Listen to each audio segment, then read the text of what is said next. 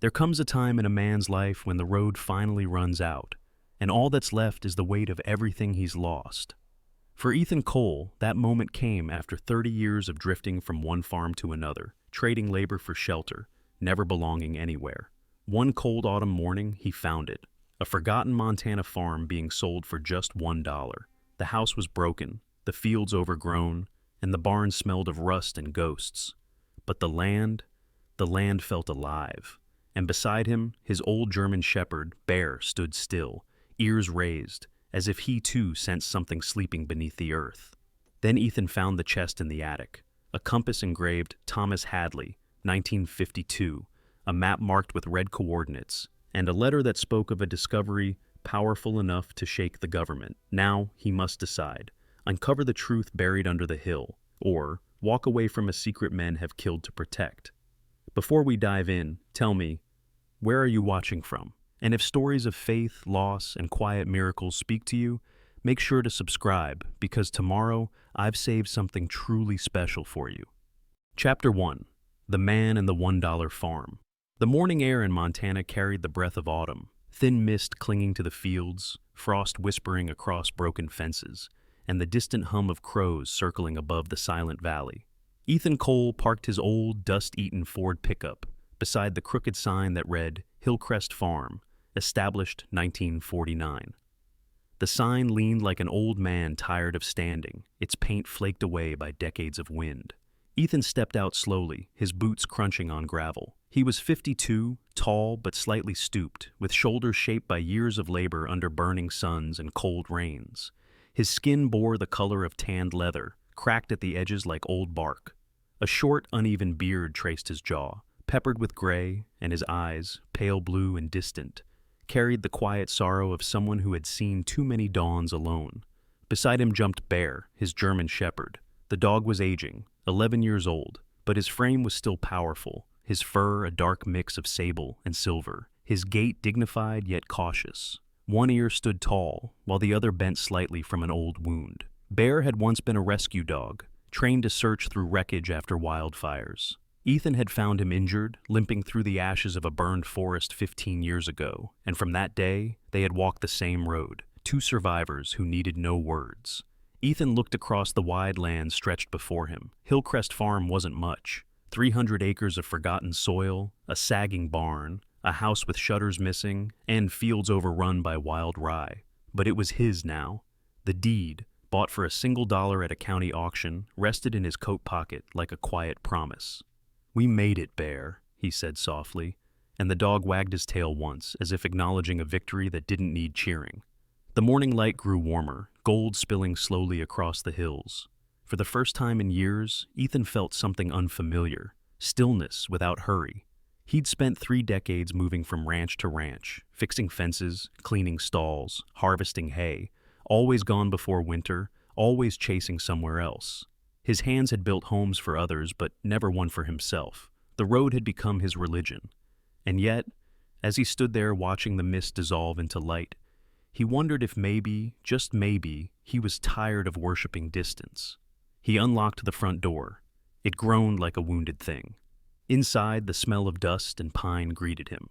Old wood, faded curtains, and the faint sweetness of apples gone dry in a bowl by the window. The house had been empty for years, but not empty of presence. There was a weight in the air, something like memory. Bear sniffed the floorboards, his tail low, cautious but curious. Ethan explored the rooms. The kitchen was small but sturdy. Someone had once cared here. A photograph hung crooked on the wall. A man in his 40s wearing a flannel shirt, holding a pickaxe, standing beside a younger woman with bright hair. Written on the back in fading ink, Thomas and Mary Hadley, Hillcrest, 1952. The same name on the deed. Ethan touched the edge of the frame, feeling the cold dust gather on his fingertips. As the day stretched, he unloaded what little he owned, a sleeping bag, a toolbox, a battered guitar, and a tin box of keepsakes. He set them neatly in the living room, then sat on the porch steps, rolling a cigarette between his fingers without lighting it. The silence was heavy but kind. He watched Bear chase a grasshopper through the weeds, then roll onto his back in the golden light. There was comfort in the simplicity. But comfort, Ethan knew, never came without a catch. That evening, as the wind rose from the north, he built a small fire in the hearth. Flames danced weakly, and the light cast soft shapes on the cracked walls. Ethan stared into them until the patterns began to look like faces. Faces of ranch owners who had hired him and forgotten his name, of women he'd loved briefly and left quietly. He felt that familiar ache in his chest, the ache of belonging nowhere. He spoke to Bear, as he often did when loneliness grew thick. "This'll do, old boy. Just a bit of land, a bit of peace. That's all we ever wanted."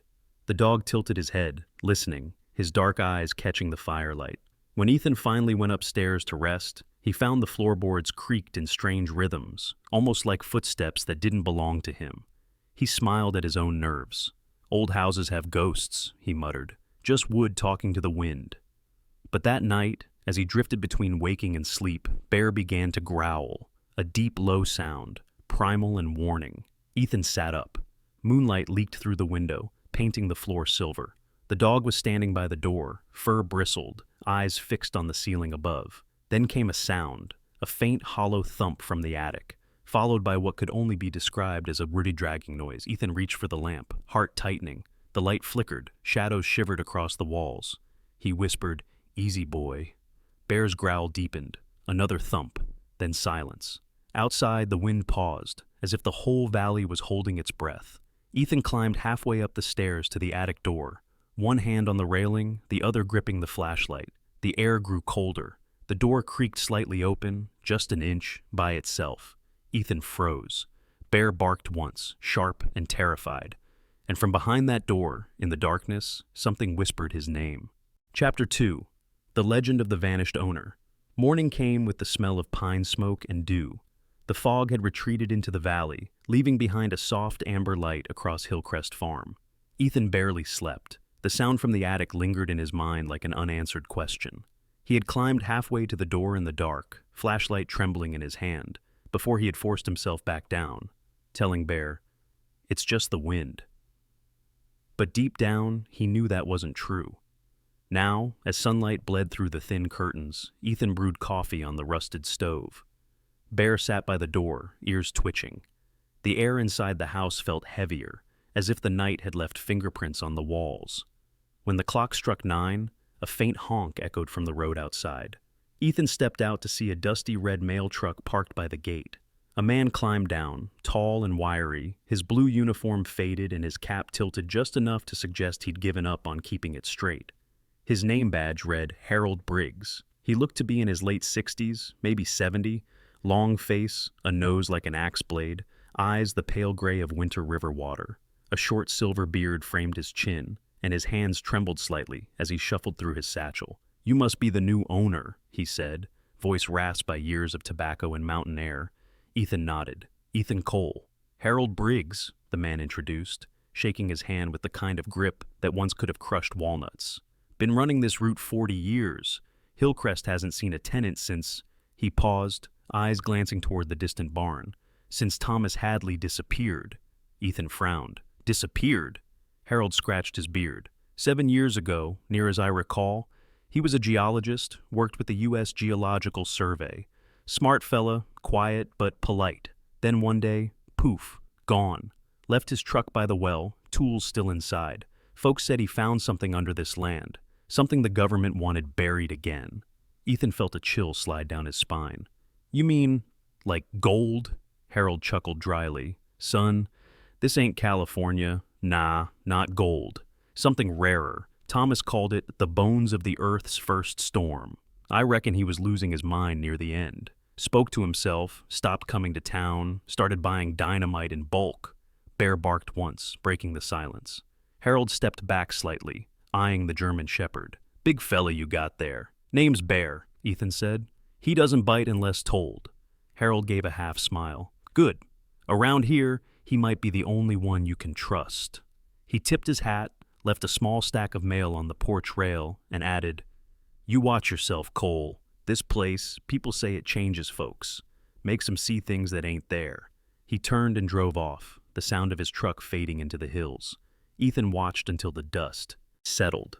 His pulse thudded in his ears.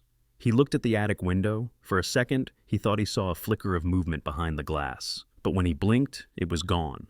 Later that afternoon, as he was repairing the fence near the southern field, a woman approached from the ridge. She carried a wicker basket in one hand and wore a faded green cardigan over a floral dress. Her gray hair was braided and tucked under a wide straw hat, and her posture, straight despite her age, gave her a certain grace. "Martha Dean," she introduced herself. "Your nearest neighbor, though that still means 3 miles of bad road." Her voice was calm, low, and edged with something Ethan couldn't name. Perhaps wisdom, perhaps weariness. Up close, her face bore the fine lines of time, but her eyes, sharp and steady, were the color of river moss. She handed him the basket. "Apple pie," she said. "A little welcome from the hill." Ethan smiled gratefully. "Much appreciated, ma'am." "Don't ma'am me," she said with a hint of amusement. "Makes me sound like a librarian." Then her expression softened into something grave. "You met Harold, I assume. He's got a mouth like a crow and a heart of gold, but he wasn't lying. Thomas Hadley wasn't right before he vanished." Ethan leaned against the fence post. "What do you mean?" Martha's gaze drifted toward the barn. "He used to visit me for tea. Talked about energy lines under the soil, minerals humming like music, lights at night that came from beneath the ground. Then, one morning, he told me he had found proof, that he was going to send it where no one could bury it again. That same night, his dog came scratching at my door, whining like a child. The next day, Thomas was gone." Bear growled quietly, his ears tilting toward the barn again. Martha lowered her voice. "If you value peace, Ethan, don't dig. Don't go looking for what isn't calling you."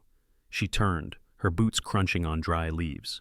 "And if you hear something at night," she added without looking back, "don't answer."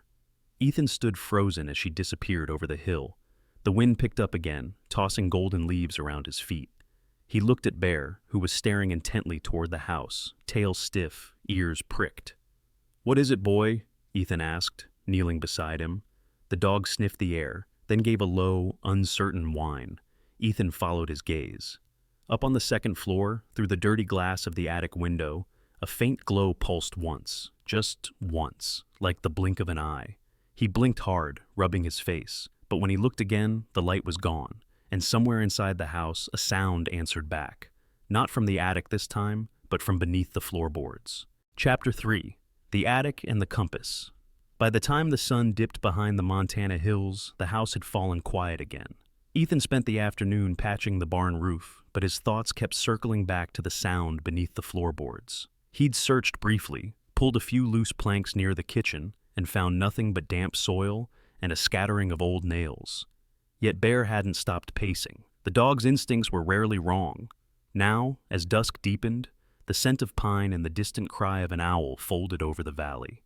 Ethan lit the oil lamp and decided to explore the attic, the place where it had all begun. He found the attic door by pulling a frayed rope near the hallway ceiling. It came down with a soft groan, releasing a cloud of dust that glimmered in the lamplight. The wooden ladder creaked under his weight as he climbed. Bear waited below, whining quietly, eyes fixed upward. The attic smelled of cedar, mouse droppings, and time itself. Cobwebs hung like lace from the beams. The lamp's flame trembled as Ethan swept the light across the dark. In the far corner, half buried under a moldy tarp, sat a wooden chest, the kind built before anyone trusted hinges. It was heavy, scarred, the iron latch corroded with rust. Ethan hesitated, heart thudding softly in his ears, before prying it open with a crowbar. Inside lay a collection of forgotten things: a brass compass, dull with age, a bundle of brittle papers tied with twine, and a strange metal device that resembled a miniature telescope grafted to a compass plate, a magnetometer, he realized, used in geology for measuring the pull of the earth. He lifted the compass first. It was heavy and well made, the glass scratched but intact. Around its rim, engraved in careful hand, were the words, "Thomas Hadley, 1952. The name sent a ripple down his spine. The compass needle twitched faintly, though there was no wind, spinning once before settling, not north, but west, toward the ridge behind the barn. Beneath the compass was a folded map. Ethan spread it across the attic floor. The lines were hand-drawn, the ink faded brown with age. It showed Hillcrest Farm and the surrounding valley, annotated with numbers and contour marks. One point, near the base of a hill labeled Black Hollow Ridge, was circled in red. Next to it, In slanted handwriting were the words, "Primary location, where the earth hums." A second paper slipped out, a yellowed note, written in hurried strokes. "The readings are strongest at dusk. There's something beneath, metal but alive. If I vanish, it's not by choice." Ethan sat back, breathing slowly. Hadley's words carried a kind of desperate clarity, the voice of a man who had seen too much, believed too deeply. He thought of Martha Dean's warning, of Harold's tale of dynamite and madness.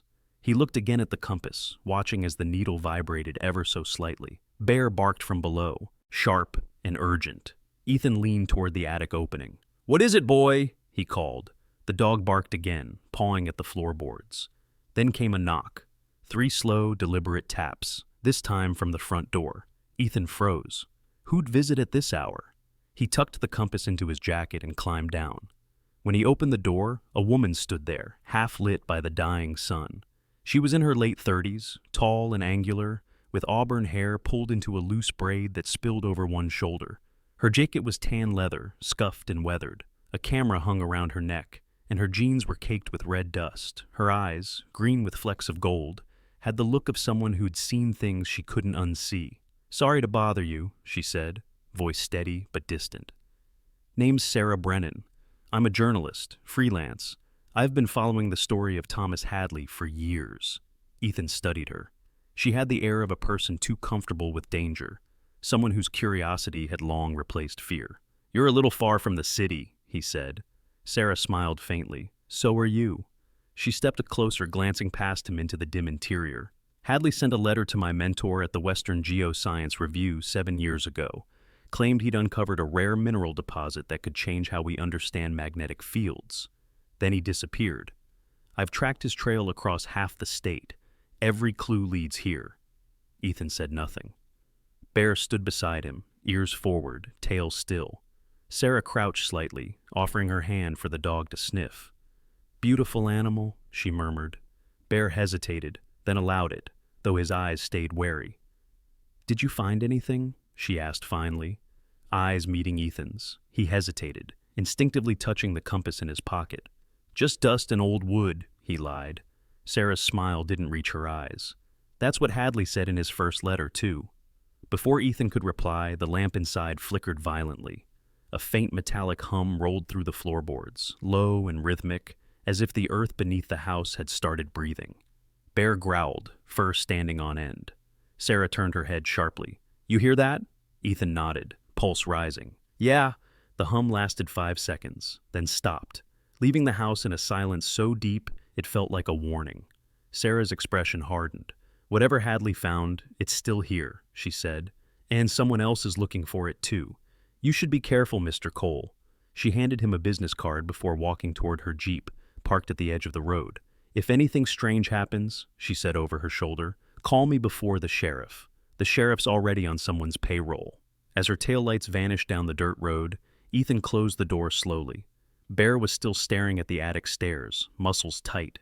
Ethan pulled out the compass. The needle was spinning wildly now, circling faster and faster until it broke free from its axis and stopped, pointing down toward the floor beneath his boots. And from somewhere deep below the house came a faint, unmistakable sound, metal scraping against stone. Chapter 4. The darkness beneath the earth the next morning broke cold and brittle. Frost clung to the fences like white lace, and a veil of fog rolled over the hills as if the earth were trying to hide its own secrets. Ethan hadn't slept. The image of the spinning compass haunted him through the night, the way the needle had pointed not north, but down. Now, with the first light of dawn, he stood outside with Bear beside him, the compass in hand, its glass glinting faintly. The needle no longer spun. It pointed toward the ridge beyond the barn, steady and unyielding. He packed the flashlight, rope, canteen, and the folded map he had found in the attic. Bear trotted ahead, ears perked, every sense alive. As they made their way toward the ridge, the landscape grew wild. Fallen logs lay like bones across the path, and tangled roots rose from the ground like the fingers of sleeping giants. The air smelled of pine sap and iron. An hour's hike brought them to the base of Black Hollow Ridge. The slope was steep and scattered with jagged rocks. There, half hidden beneath a fallen oak, Bear began pawing at a mass of tangled roots. The dog barked once, then twice, sharp, insistent. Ethan crouched beside him, brushing away the leaves until a hollow appeared, a narrow opening in the earth just large enough for a man to crawl through. Cold air breathed from within, carrying a scent of metal and stone. Ethan tied the rope to a nearby stump and lowered himself into the opening, Bear following close behind. The tunnel sloped downward, the walls damp and close. The light from his flashlight shimmered across mineral veins that pulsed faintly in the dark, a strange reddish glow like blood beneath skin. He felt the hum of something unseen, faint but rhythmic, as if the earth were breathing. The tunnel widened into a cavern. Ethan's light swept over a scene frozen in time. A cot with rotted blankets, a lantern turned to rust, a coffee tin, and notebooks piled neatly in a corner. The smell of mildew and old smoke lingered. Bear sniffed the ground, tail low. Ethan picked up the first notebook. The cover read T. Hadley, 2016. The pages inside were filled with cramped handwriting and diagrams of magnetic fields, sketches of crystal formations, and coordinates. One page caught his eye, an entry dated the week before Hadley vanished. Confirmed readings indicate high concentration of neodymium and dysprosium, rare earth elements. Vanguard knows. They sent men. I can't leave, not yet. The deposit is deeper than I thought, alive, almost resonant. If they find it, they'll weaponize it. I'll have to disappear before they do. Ethan's hand trembled slightly. He turned another page and read the last words Hadley had written. If anyone finds this place, protect it, not for money, for truth. He exhaled slowly, the echo of his breath bouncing off the stone walls. So, that's what you were hiding, old man, he murmured. A sudden sound broke the stillness, the crunch of gravel from above. Bear's ears shot up, a low growl rumbling in his throat. Ethan killed the flashlight. The darkness swallowed them whole. For a moment, there was only the drip of water and the pounding of his heart. Then came another sound, a soft shuffle, deliberate, human. Ethan crouched, his hand on Bear's collar. A shadow passed across the mouth of the tunnel. Someone was out there. He could hear faint breathing, the scrape of boots on stone. "Who's there?" Ethan called, voice low but steady. No answer. The footsteps retreated slowly, replaced by the faint rustle of leaves. Bear barked once, lunging toward the exit. Ethan grabbed him, whispering, "Easy, boy. We're not ready for that fight." He waited several minutes before climbing out. The forest above was eerily still. Whoever it was, they were gone, but the footprints left behind were clear, large, heavy, with tread patterns like tactical boots. Not a hiker's. Someone had been watching. As he scanned the ridge, he noticed something else. A silver SUV parked just beyond the tree line, half hidden by brush. The plate was government-issued. Inside the windshield, an emblem gleamed faintly. Vanguard Resource Solutions. Ethan's stomach sank. He remembered Sarah's warning. "Call me before the sheriff. The sheriff's already on someone's payroll." He reached for his phone but stopped when he heard a distant engine, then silence. The SUV was gone. He turned back toward the cave, intending to gather Hadley's journals. But the compass in his pocket began to vibrate, softly, like a heartbeat. When he pulled it out, the needle spun violently again, then froze, pointing deeper into the cavern he'd just left. Bear barked and backed away, whining. From within the cave came a faint, rhythmic sound, metal striking stone, once, twice, 3 times. Someone, or something, was still down there. Ethan tightened his grip on the flashlight, but before he could move, a voice called out from the trees behind him. "Mr. Cole," it said calmly, "you shouldn't be here." Ethan turned. Standing near the ridge was a man in a dark coat and sunglasses, his posture straight and deliberate. His face was angular, clean-shaven, maybe mid-40s, with hair black as coal and a faint scar tracing down his cheek. His expression was calm, but his eyes were flat, lifeless. "My name's Randall Kemp," he said, stepping forward. "I work with Vanguard. We're aware of your discovery. You've stumbled into something that isn't yours to handle." Ethan's jaw clenched. "Hadley's work isn't yours either." Kemp smiled thinly. "Hadley was a liability. Don't make the same mistake." He nodded once toward the forest. "Walk away, Mr. Cole. Take your dog, take your truck, and forget this land ever existed." Before Ethan could answer, Kemp turned and vanished into the trees as silently as he'd appeared. Ethan stood there, heart hammering. Bear pressed against his leg, ears low. The compass needle was spinning again, wild, frantic, trembling as if the earth itself had begun to panic. Somewhere beneath his feet, the ground hummed, deep and alive. Chapter 5. The Dawn of the Hillkeeper. The following days unfolded like the slow awakening of the land after a long frost. The wind that once carried whispers from beneath the ground now felt cleaner, colder, as though the valley itself had exhaled. Ethan hadn't returned to the ridge since his encounter with Randall Kemp. He spent 2 nights sitting by the window, the loaded rifle resting across his lap, Bear sleeping restlessly beside him. The compass now lay silent on the table. Its needle had stopped spinning, but it no longer pointed north. It pointed home. By the 3rd morning, he made a decision. He took the notebooks, the map, and Hadley's compass, and drove into the small town of Silver Creek. The main street looked like it hadn't changed in 50 years. Red brick buildings, faded awnings, the smell of diesel and pine. He parked outside a cafe called Maggie's Diner. Inside, a woman was sipping coffee alone at a corner booth. She had a newspaper spread before her.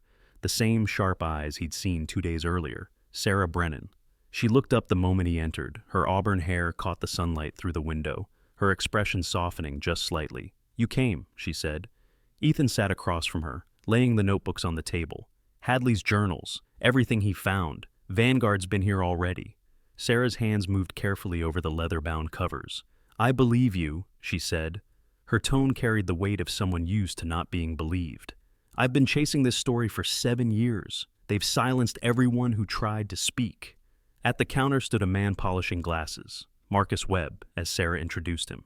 He was in his 40s, stocky but composed, with sleeves rolled to his elbows and ink stains on his fingers. "Former reporter," Sarah said quietly, "got blacklisted after writing about Vanguard's toxic dump sites."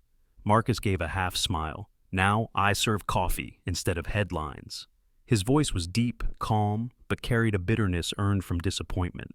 Sarah opened one of the journals. Her eyes moved quickly, scanning Hadley's words.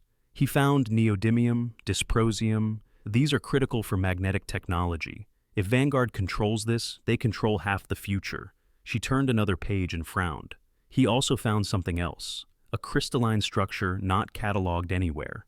A mineral born from impact, maybe meteorite-related. No wonder they wanted him gone." Ethan glanced toward the window. "Kemp told me to leave. He's not just some corporate agent. He's military-trained, ex-army intelligence. I'd bet on it." Sarah nodded. "Randall Kemp, I've heard the name. Used to work Black Ops environmental recovery in Afghanistan. Rumor says he was discharged after an operation went wrong. A man like that doesn't take orders. He enforces silence." Before Ethan could reply, the bell over the diner door rang. A tall woman entered, wearing a gray suit under a long trench coat, her hair pinned tight and her eyes sharp as frost. "Patricia Oakes," Sarah whispered. "Environmental lawyer, one of the few not afraid to take on corporate cases."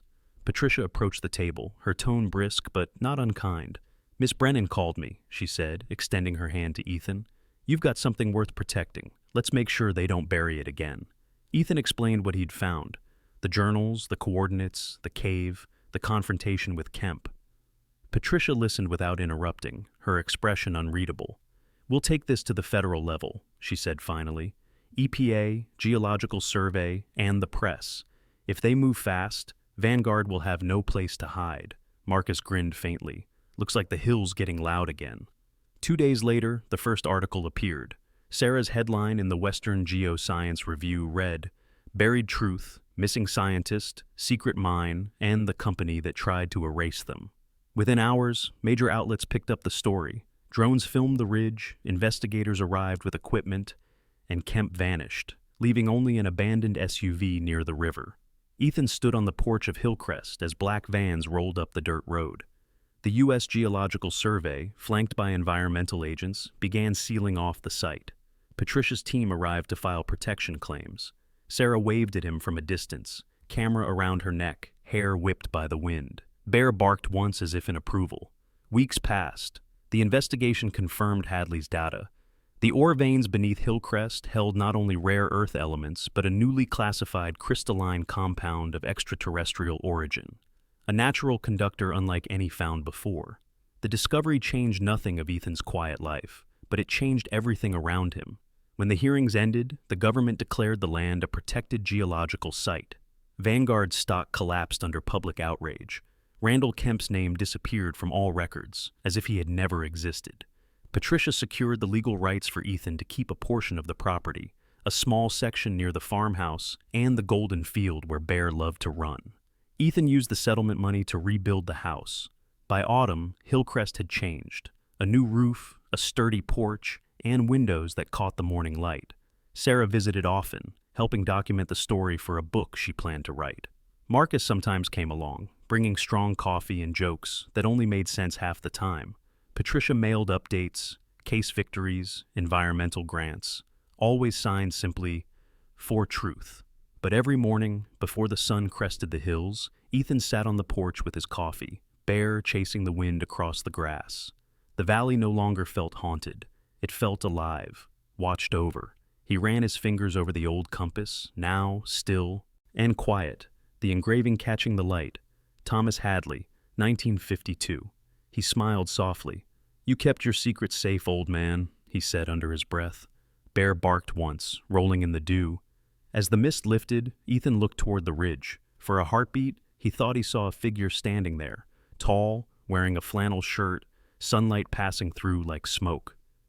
Then it was gone. He didn't move, just smiled. "Yeah," he whispered, "I see you too." As the mist lifted over Hillcrest Farm and the sun broke through the morning fog, Ethan Cole finally understood that some treasures are never buried in the ground. They're planted in the heart.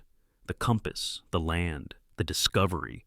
They were never about gold or glory, but about faith, resilience, and the quiet whisper of divine grace guiding lost souls home.